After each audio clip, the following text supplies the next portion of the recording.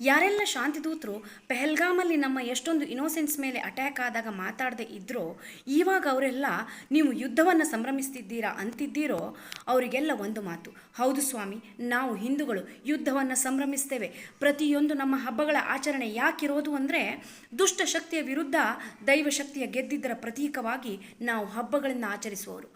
ಹಾಗಾಗಿ ನಾವು ಯುದ್ಧವನ್ನು ಸಂಭ್ರಮಿಸ್ತೇವೆ.